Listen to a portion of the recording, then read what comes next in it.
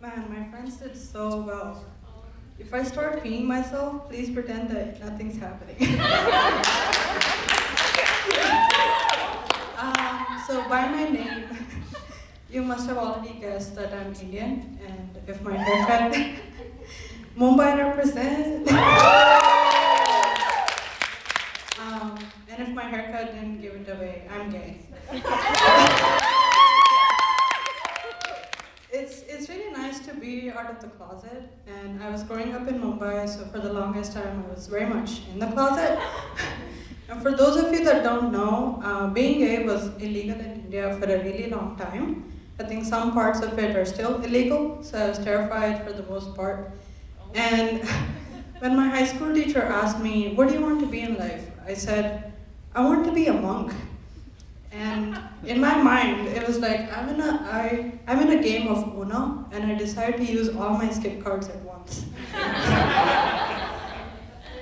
How many kids are you gonna have, Skip? Are you going to move in with your in-laws, Skip? Are you going to work after marriage, Skip? You can't play like that. You don't know my life. Shut up. So many years later, almost a decade later, I moved to the US. My life got significantly better, but I was still not out to my parents. At this point, they started asking me about marriage and whether I like boys. So at one point, my mom's friend comes to her and she says, "Hey, I think my son would make a great husband for your daughter. What do you think?" And my mom's like, cool, let me check with Ro and get back. And so she comes to me and she asks, and I'm like, I'm gay. And so she goes back and she's like, so she's gay now. That's gonna be a hard pass.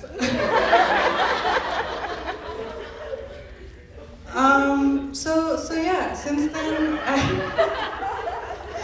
I started dating women. It's been an amazing experience. Went on a lot of dates, had a lot of interesting experiences.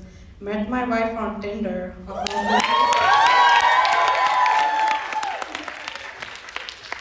We recently celebrated our second anniversary of our marriage.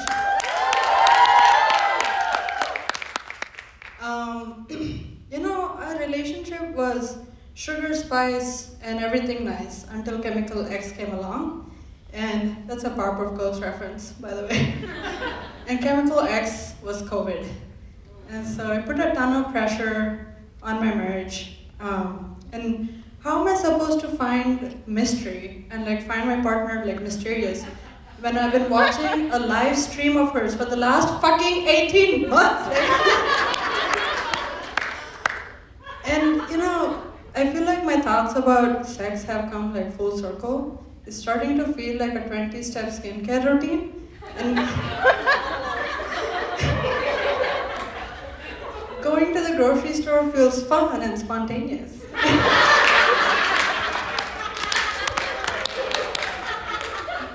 It's the thing that I look forward to all week. Genuinely. I'm like, ooh, grocery store. Hold on, let me look cute. For whom? I think about 20 aisles. Oh my god. I look longingly at all the chips brands. I touch them all.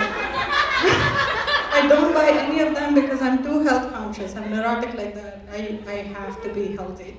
Because COVID, right? So I'm like, ooh, how am I gonna reinvent my personality this time? Will I finally decide to be a whiskey connoisseur, even though I don't drink like that? Will it happen? I sound like I'm cribbing a lot, but guys, I genuinely am taking my love life and my sex life very, very seriously. So me and my partner, we do this 10-minute exercise. We take turns being the giver and receiver. So that... Okay, calm down.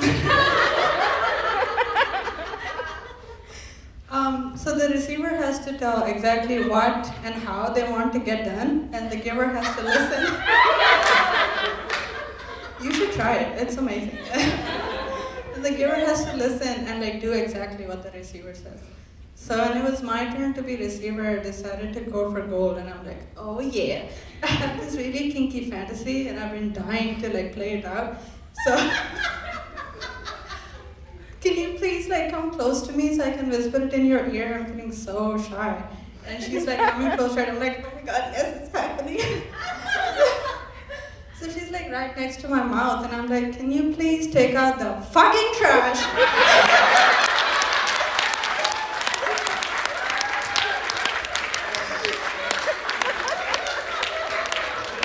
It's been sitting there. There's probably a rat family that has set a base.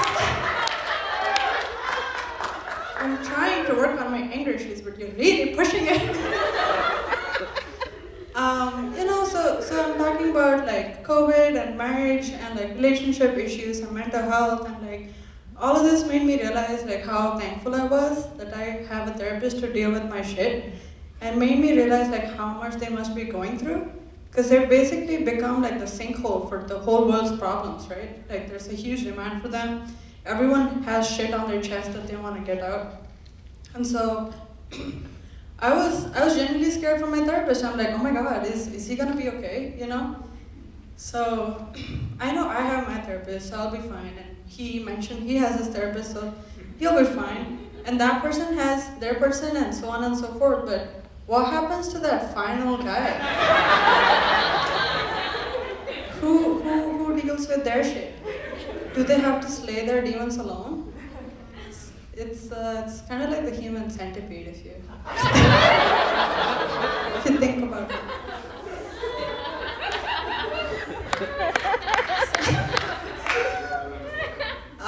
So one day he calls me and he's like, hey, I think I want to be your friend.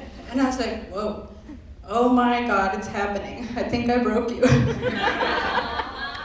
That's it, guys. That's my time. Thank you.